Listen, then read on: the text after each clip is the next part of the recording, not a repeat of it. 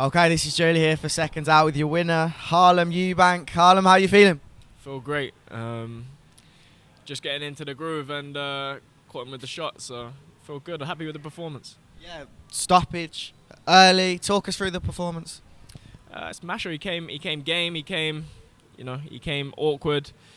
He was ready for a real fight in there, and I was prepared for the 10. But I have faith in my ability and what I can do in there, and I walked him into the shot and ended the night early. Were you kind of planning something along those lines? I know you prepared for 10 rounds, of course, but came sooner. Well, I know what I'm capable of. I wasn't planning for it to go earlier, but I know, with the right timing and the right situation in there, that I can take people out. And it's one component of my game, but I like to box as well, so it's just about putting it together, and the timing came off and the left hook landed flush. And you said on the microphone after you're looking for some big fights now. Exactly. I'm tearing through the division now, and heading to the top. What's your plan for the future? Any names? Any belts? The British title looks nice to me. I like that Lonsdale belt.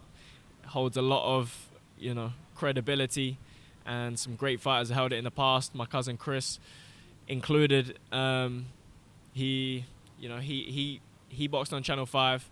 He inspired me, and he won that British title in good fashion. And I want to put my name in history and take that British title also.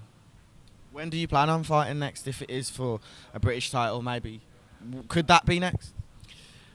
Possibly, potentially.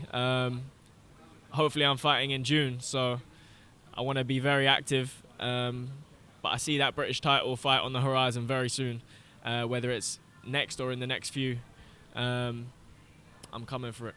And I know Chris Eubank Jr, your cousin, of course, has been vocal in saying he wants to fight Golovkin. Obviously, if he doesn't fight Canelo in that trilogy fight, how would that fight go? Of course, backing your cousin. I think it's one of the most exciting fights out there. Triple G, Chris, you got the power with Triple G. You got the experience, and with Chris, you got the intensity and combination punches.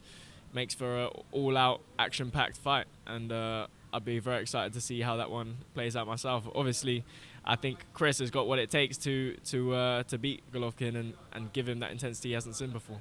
Do you think he could stop Golovkin? Obviously, Golovkin's getting on a bit now. Most definitely. Chris, his combination punching, his relentlessness, he's got what it takes to stop anybody, and Golovkin hasn't seen what Chris can. He hasn't been in there with a guy that can do what Chris can do. He hasn't seen that before.